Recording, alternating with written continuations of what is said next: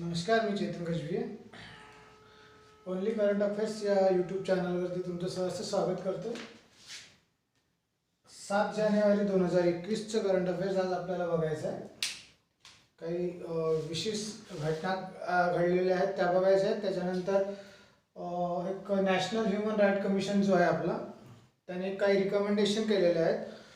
ज्या व्यक्ती असे आपल्याला माहिती आहे की जे नाले गटार वगैरे जे असतात त्यामधली घाण एक पर्टिक्युलरली समाज म्हणा किंवा एक समाजातला पर्टिक्युलरली घटक हा साफ करत असतो, तर त्यांच्या सुरक्षिततेविषयी काही रिकमेंडेशन केलेले आहेत नॅशनल ह्युमन राईट कमिशनने. तर त्याबद्दल आपल्याला नॅशनल ह्युमन राईट कमिशनबद्दल पूर्ण इन्फॉर्मेशन बघायची आहे. आधी काही न्यूज बघूयात, त्याच्यानंतर त्याबद्दल बोलूयात. राज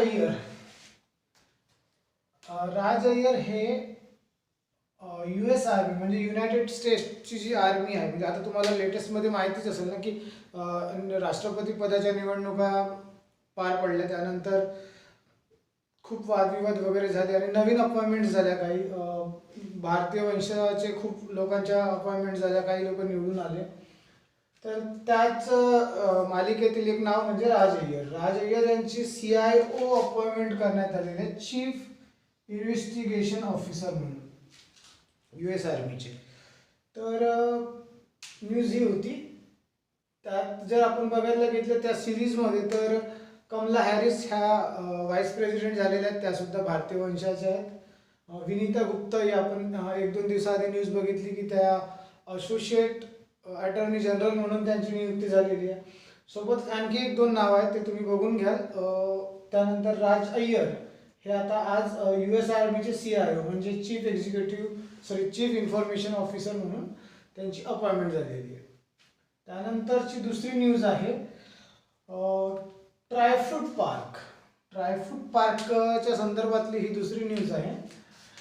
ट्रायफ्रूट पार्क म्हणजे ट्रायबल फूड पार्क हा मध्य प्रदेशमध्ये चालू करण्यात आलेला आहे.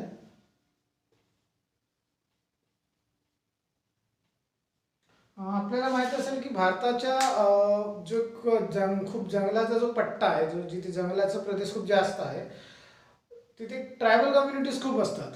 तर त्या ट्रायबल कम्युनिटीज ह्या निसर्गातून मिळवलेल्या काही जे फळं वगैरे राहतात किंवा निसर्गाच्या वस्तूपासून बनवलेल्या ज्या नवीन वस्तू असतात, तर त्याच्यामधले जे फूड प्रकार आहेत, म्हणजे खूप सारे असे फळं वगैरे आहेत जे आपल्याला माहिती नाहीत आणि निसर्गात ते आहेत, त्याचा खूप फायदा आपल्याला होत असतो. तर त्यांना प्रमोट करायसाठी म्हणून हा ट्रायफ्रूट पार्क मध्य प्रदेश मध्ये चालू करण्यात आलेला आहे. Ministry of Tribal Affairs plus Akhil Bharatiya Vanvasi Kalyan Ashram या दोघांच्या सानिध्यातून संगनमताने हा ट्रायफूड म्हणजे भारतातला पहिला अशा प्रकारचा फूड आहे जो मध्य प्रदेशमध्ये सुरू करण्यात आलेला आहे. वंदन योजना जी आपली 2017 मध्ये चालू झालेली होती, त्याच्या अंतर्गत हा ड्रायफ्रूट पार्क चालू करण्यात आलेला आहे तुमच्या मध्य प्रदेशमध्ये. ठीक आहे. त्यानंतर एक चांगली न्यूज स्कूल बॅग पॉलिसीबद्दल आहे. NCERT म्हणजे national council for education research and training यांनी ही स्कूल बॅग पॉलिसी जाहीर केली. तर स्कूल बॅग पॉलिसीमध्ये आपल्याला माहिती आहे की आजकाल असं झालेलं होतं की छोटा मुलगा जेव्हा शाळेत जातो तर त्याच्या वजनापेक्षा त्याच्या वजनाच्याही दुप्पट हे त्याच्या बॅगचं वजन असायचं, वेट असायचं. तर त्यामुळे कुठेतरी त्या मुलाचं खच्चीकरण होत होतं. तर त्यावर आळा घालण्याकरिता NCERTने एक स्कूल बॅग पॉलिसी आणलेली आहे. त्या स्कूल बॅग पॉलिसीच्या अंतर्गत त्यांनी सरळ म्हटलं आहे की जे प्री प्रायमरी आहे, जे प्रायमरीच्या पेक्षा लहान जे प्री प्रायमरी स्कूल आहेत, तिथे बॅग्स राहणार नाही, त्या मुलांकडे बॅग्स कोणती राहणार नाही. त्यानंतर 1st standard to 10th standard पर्यंतच्या स्टुडंट्सकडे त्या स्टुडंटच्या वेटच्या 10% पेक्षा जास्त स्कूलचं बॅगचं वेट असता कामा नये. ह्या स्कूल बॅग पॉलिसीमध्ये ह्या 2 मेन गोष्टी ज्या आहेत, ज्या म्हणजे एक्झाममध्ये येणाऱ्या पॉईंट ऑफ व्ह्यूमध्ये आहेत, त्या इन्क्लूड करण्यात आलेल्या. ठीक आहे. त्यानंतरची तिसरी आहे विश्वभारती युनिव्हर्सिटी. या विश्वभारती युनिव्हर्सिटीला 100 इयर्स कंप्लीट झालेले आहे. डायमंड ज्युबली ते सेलिब्रेट करतायत आता. तर विश्वभारती युनिव्हर्सिटीबद्दल बोलायचं तर 1921 मध्ये रवींद्रनाथ टागोर यांनी पश्चिम बंगाल इथे ही विश्वभारती युनिव्हर्सिटी स्थापित केलेली होती. मुळात सुरुवातीला ते कॉलेज होतं, त्याचे 2 कॅम्पस होते आणि ते सुरुवातीला कॉलेज होतं. त्यानंतर जेव्हा भारत स्वतंत्र झाला आणि 1921 मध्ये ही स्थापित झाली, 1921 मध्ये स्थापित झाली तेव्हा ते फक्त कॉलेज होतं. त्याच्यानंतर 1951 मध्ये त्याला सेंट्रल युनिव्हर्सिटीचा, म्हणजे जसं आपलं AMU आहे, त्यानंतर तुमचं JNU आहे, इग्नू आहे, अशा प्रकारे इग्नू तसं ओपन युनिव्हर्सिटी आहे म्हणा, पण ती पण एक सेंट्रल युनिव्हर्सिटी आहे. त्या प्रकारे विश्वभारती युनिव्हर्सिटी सुद्धा तिला युनिव्हर्सिटीचा दर्जा हा 1951 मध्ये दिला होता. रवींद्रनाथ टागोर यांनी ती स्थापित केलेली होती, त्यामुळे ती इम्पॉर्टंट आहे. आणि आता बंगालचे इलेक्शन सुद्धा येत आहेत, तर त्यामुळे ते थोडं आणखी जास्त त्याला इम्पॉर्टन्स प्राप्त झालेलं आहे. त्यानंतर बघूया आपण गल्फ कॉर्पोरेशन काउन्सिल. आता या गल्फ कॉर्पोरेशन काउन्सिलची 41वी सबमिट 41वी मीटिंग ही सौदी अरेबियामध्ये संपन्न झालेली आहे. तर गल्फ कॉर्पोरेशन काउन्सिल हे काय आहे? हे गल्फ नेशन जे आहेत त्या गल्फ नेशनपैकी 6 देशांची एक ऑर्गनायझेशन आहे, एक संस्था आहे गल्फ कॉर्पोरेशन काउन्सिल. आता गल्फ कंट्रीज म्हणजे कोणते? तर जर तुम्ही आपण आता भारताचा जगाचा नकाशा मॅपमध्ये तुम्ही बघाल तर पर्शियन गल्फ जो आहे आपला समुद्र, तर त्याच्या किनारी पट्टीला लागलेले जे देश आहेत त्यांना गल्फ नेशन्स म्हणतात. तर गल्फ नेशन्स हे वेगळे आहेत आणि गल्फ कॉर्पोरेशन काउन्सिलमध्ये फक्त 6 आहेत. तर ते 6 इम्पॉर्टंट आहेत की गल्फ कॉर्पोरेशन काउन्सिलमध्ये कोणते 6 देश आहेत. तर बघा, ते आहेत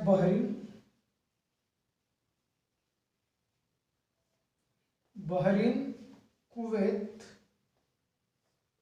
कतार, UAE युनायटेड अरब अमिरात, सौदी अरेबिया,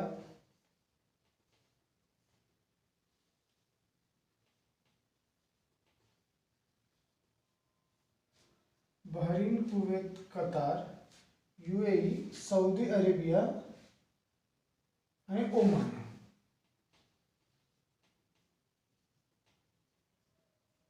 हे 6 देश इथे आहेत. याची जी स्थापना झालेली होती ती 1983 ला झालेली होती. तेव्हापासून ही ऑर्गनायझेशन आहे. मुळात काय झालेलं होतं की 1981 मध्ये इराक आणि इराण यांचं युद्ध झालेलं होतं. त्यामुळे या देशांना असं वाटायचं की ते पण गल्फ नेशन्स आहेत ना, तर यांना असं वाटायचं की यांच्या युद्धामुळे कुठेतरी आपल्या इकॉनॉमीवर परिणाम पडायला नको, त्यामुळे आपल्या व्यापारावर, आपल्या ट्रेडवर परिणाम व्हायला नको, म्हणून त्यांनी या 6 देशांनी गल्फ कॉर्पोरेशन काउन्सिल हे स्थापन करण्यात आलेली होती. त्यावेळेस त्यांचा मोठा हा पण होता की इराण आणि इराकला समजवायचं की युद्ध हे काही पर्याय नाही आहे कोणत्या गोष्टीचा, त्यामुळे आपल्या सर्वांच्या इकॉनॉमीवर आणि आपल्या व्यापारावर परिणाम होतोय. त्यासाठी ही ऑर्गनायझेशन स्थापन करण्यात आलेली होती 1983 ला. तिचं 41वी सबमिट ही आता सौदी अरेबियाला झाली. Bahrain, Kuwait, Qatar, UAE, Saudi Arabia आणि ओमान हे देश याचे सदस्य आहेत. आता बघा, खूप सारे मी क्वेश्चन्स बघितले याच्यावर आलेले आहेत. त्यामध्ये एक मुख्य असतो की खालीलपैकी कोणता देश, म्हणजे 4 ऑप्शन देतील, ते 4 ऑप्शनमध्ये सांगतील की खालीलपैकी कोणता देश हा गल्फ कॉर्पोरेशन काउन्सिलचा सदस्य नाही.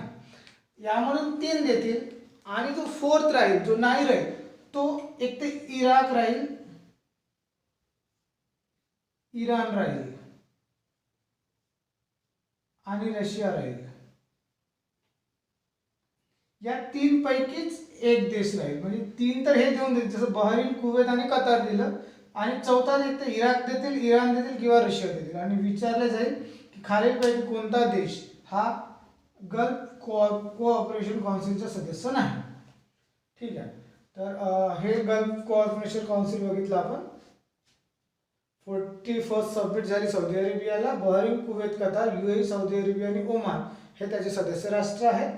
1981 मध्ये जे इराक आणि इराणचं युद्ध झालं होतं त्याच्या पार्श्वभूमीवर त्याच्यानंतर त्याचे परिणाम या देशांना असं वाटायला लागले की आपल्या इकॉनॉमीवर, आपल्या ट्रेडवर होते, म्हणून त्यांनी गल्फ कॉर्पोरेशन काउन्सिल ही ऑर्गनायझेशन, ही काउन्सिल स्थापित केलेली होती. त्यानंतर येऊया आपल्या मुख्य पॉईंटकडे, जो आजचा मेन आहे तो आहे नॅशनल ह्युमन राईट कमिशन. राष्ट्रीय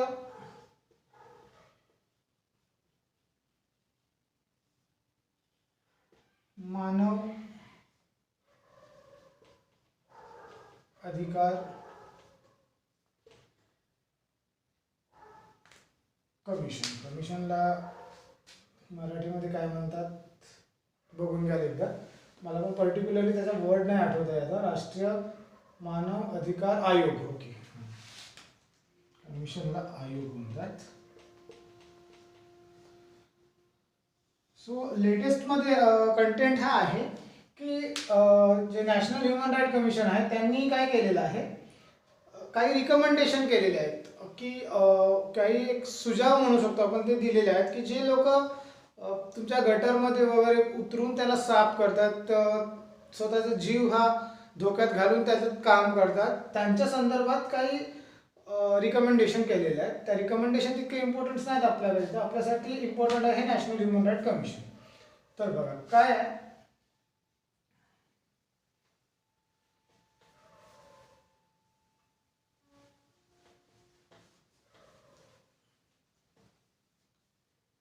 नॅशनल ह्युमन राईट कमिशनचं कसं आहे की 1900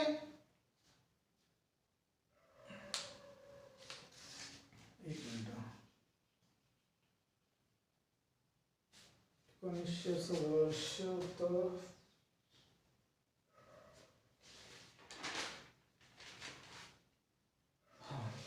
1991ला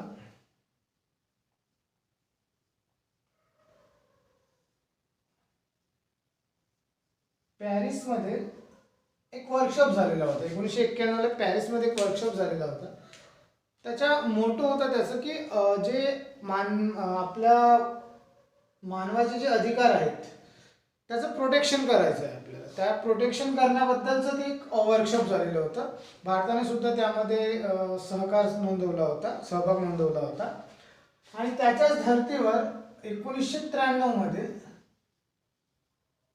आपल्या इथे नॅशनल ह्युमन राईट कमिशनची स्थापना करण्यात आली. ठीक आहे.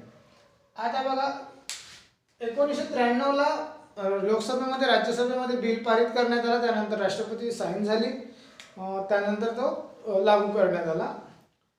तर आता कॉन्स्टिट्यूशनमध्ये म्हणजे आपल्या संविधानात तर कुठे अशी काही नोंद आहे नाही की नॅशनल ह्युमन राईट कमिशन असेल, त्याचं हे कंपोजिशन असेल, त्याचे हे फंक्शन्स असतील, असं तर काहीच नाही आहे.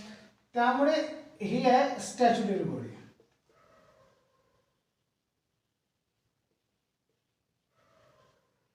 आता बघा स्टॅच्युटरी बॉडी आणि कॉन्स्टिट्युशनल बॉडी कसं असते की ज्या संस्थेचं म्हणा, ज्या बॉडीचं रिप्रेझेंटेशन ऑलरेडी कॉन्स्टिट्यूशनमध्ये करण्यात आलेलं आहे. For example union public service commission UPSC, state public service commission, supreme court, त्याच्यानंतर तुमचं इलेक्शन कमिशन, त्याच्यानंतर CAG, ह्या ज्या आहेत या कॉन्स्टिट्युशनल बॉडी आहेत. म्हणजे यांचं कॉन्स्टिट्यूशनमध्ये ऑलरेडी रिप्रेझेंटेशन आहे. परंतु त्यानंतर म्हणजे संविधान बनल्याच्या नंतर, लागू झाल्यानंतर आपल्याला कुठेतरी वाटायला लागलं की अशा प्रकारचं, जसं नॅशनल ह्युमन राईट कमिशन, अशा प्रकारची सुद्धा संस्था आपल्याला आवश्यक आहे आपल्या देशासाठी, आपल्या नेहमीच्या दळणवळणासाठी. तर मग अशा ऑर्गनायझेशन स्थापन करण्यात येतात आणि ते संसदेमध्ये त्याला बिल पारित करून तो कायदा तयार केला जातो. त्याला म्हणतात स्टॅच्युटरी बॉडी. ठीक आहे. तर ही एक स्टॅच्युटरी बॉडी आहे. याचं मुख्य फंक्शन काय आहे? प्रोटेक्ट, ॲडवाइस, सजेस्ट,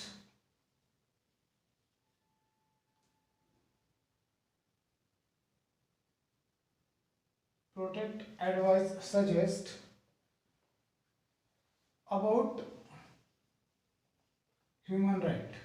म्हणजे मानवाचे जे अधिकार आहेत त्यांना प्रोटेक्ट करणे, त्या संदर्भातला ॲडवाईस देणे, त्या त्याच्या संदर्भात काही सजेशन असतील तर ते सजेशन देणे, त्यानंतर मॉनिटर करणे, त्या काही ज्या काही असतील त्यांच्या पॉलिसीज त्याला मॉनिटर करणे आणि लोकांना एज्युकेट करणे अबाउट ह्युमन राईट. हे मुख्य फंक्शन्स आहेत नॅशनल ह्युमन राईट कमिशनचे. बघा मुख्य काय असतं त्याच्यामध्ये की जर समजा कुठे मानव अधिकाराच्या जर हनन होत आहे आणि ती गोष्ट कोणत्याही मार्फत म्हणजे कशाच्याही मार्फत जर यांच्यापर्यंत पोहोचली, हे डायरेक्ट तिथे आपली दखल घेऊ शकतात त्या गोष्टीची. म्हणजे समजा भारताच्या कोणत्या तरी एका कोण्यामध्ये एक ह्युमन राईटबद्दल काहीतरी वाईट घडलेलं आहे, ती गोष्ट जर साध्या एका व्हॉट्सअप मॅसेजनी सुद्धा जर यांना ह्युमन राईट कमिशनला जर मिळाली, हे तिथे दखलंदाजी करू शकतात. आता लेटेस्टमध्ये जे भंडाऱ्यामध्ये एक दुःखद घटना घडली, महाराष्ट्राच्या भंडाऱ्यामध्ये जी हॉस्पिटलला आग लागल्यामुळे 10 मुलांचं एक दुःखद निधन झालं, त्यामध्ये सुद्धा नॅशनल ह्युमन राईट कमिशनने महाराष्ट्र सरकारला आणि महाराष्ट्र पोलिसांना एक नोटीस जारी केलेलं आहे. तर अशा प्रकारे हे त्यामध्ये इंटरफेअर करत असतात. हे त्यांचं मुख्य हे झालं. त्यानंतर याचं कंपोजिशन कसं आहे, तर कंपोजिशन इम्पॉर्टंट आहे. बघा एक तर असते इथे चेअरमॅन, ठीक आहे. आता हा चेअरमॅन कोण असतो, तर हा रिटायर्ड CJI म्हणजे चीफ जस्टिस ऑफ इंडिया और सुप्रीम कोर्टाचा जज हा असतो, ठीक आहे. और रिटायर हा. त्यानंतर एक पर्सन असा असतो जो सुप्रीम कोर्टाचा जज और CJI असतो, ठीक आहे. म्हणजे हा एक झाला.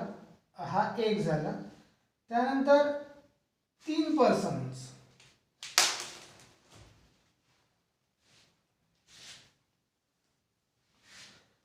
त्यानंतर 3 पर्सन असे असतात ज्यांना ह्युमन राईट्सचं प्रॅक्टिकली नॉलेज असतं.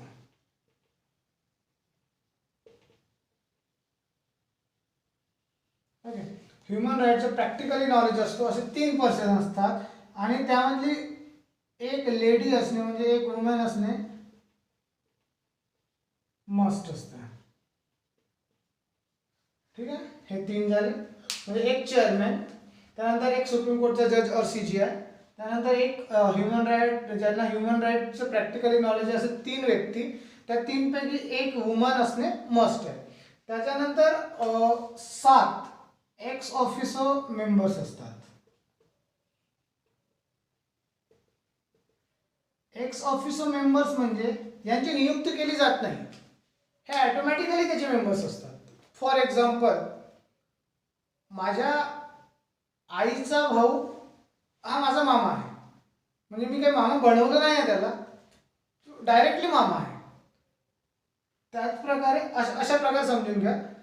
किंवा एखादी म्हणजे माझ्या वडिलांचे भाऊ, छोटे भाऊ हे माझे काका आहेत, आणि ते काका आहेत ते आहेत ऑलरेडी आहेतच, त्यांना काही बनवावं वगैरे नाही लागले की हां बा हे माझे काका आहे त्यांचं अपॉइंटमेंट केलं, असं काही नाही आहे. सेम गोष्टी इथेच असतात. असे 7 पर्सन असतात. तर ते 7 कोण असतात बघा.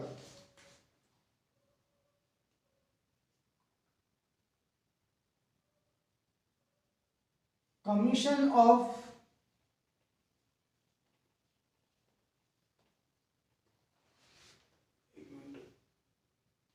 National board.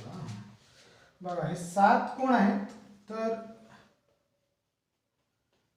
National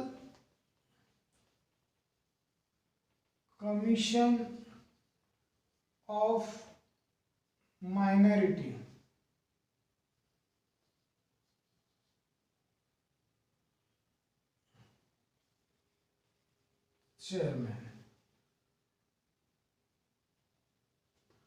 chairman of national commission of minority, म्हणजे नॅशनल कमिशन ऑफ मायनॉरिटीचा जो चेअरमॅन आहे तो एक्स ऑफिसो मेंबर असतो नॅशनल ह्युमन राईट कमिशनचा. सेम दुसरा व्यक्ती कोण असतो, national commission of scheduled caste, SC म्हणजे शेड्यूल्ड कास्टचा जो national commission of scheduled caste याचा जो चेअरमॅन असतो तो याचा एक्स ऑफिसो मेंबर असतो. थर्ड पर्सन सेम STचा शेड्यूल ट्राईबचा. फोर्थ सेम वुमेनचा. Fifth same chairman of national commission for, इथे पण फॉर येणार ना, national commission for child life. 1 2 3 4 5 झाले. 16 same chairman for national commission of backward class. आणि 7th आणि शेवटचे chairman for national commission for chairman of national commission for person with disability.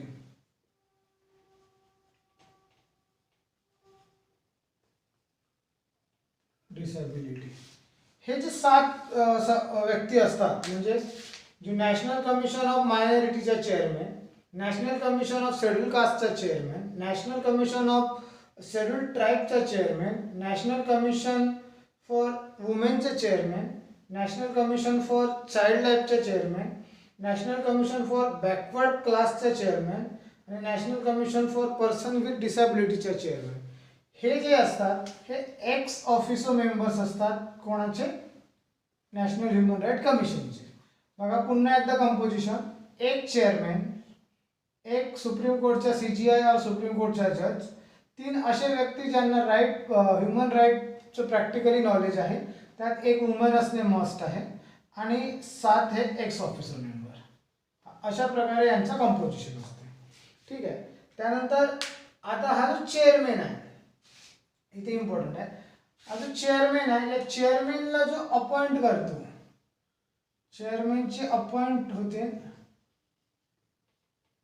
प्रेसिडेंटद्वारा, म्हणजे भारताचे राष्ट्रपती याची नियुक्ती करतात. पण आता तुम्हाला माहिती आहे भारताचे राष्ट्रपती रबर स्टॅम्प आहेत, ते कोणतेच काम ते स्वतः करत नाही, त्यांना प्रत्येकाकडून रिकमेंड केलेलं जातं. तर याबद्दल सुद्धा चेअरमॅनचं प्रेसिडेंट अपॉइंट करतो, पण त्यांना एक 6 जणांची एक टीम आहे, ते टीम त्यांना रिकमेंड करते की या व्यक्तीला आपल्याला चेअरमॅन म्हणून नियुक्ती करायची आहे. तर ते बघा कोण आहेत ते 6. फर्स्ट आहे PM, त्यामध्ये समितीमध्ये पंतप्रधान राहील. सेकंड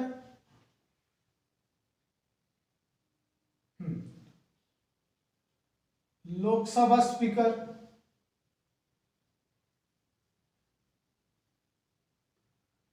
थर्ड वाइस चेयरमैन, उपसभापति, vice chairman of Rajya Sabha.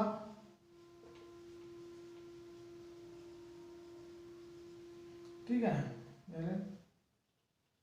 Fourth आहे अपोजिशन लीडर, म्हणजे विरोधी पक्ष नेता of Rajya Sabha. Same opposition leader of Lok Sabha. आणि 6th आहे युनियन होम मिनिस्टर.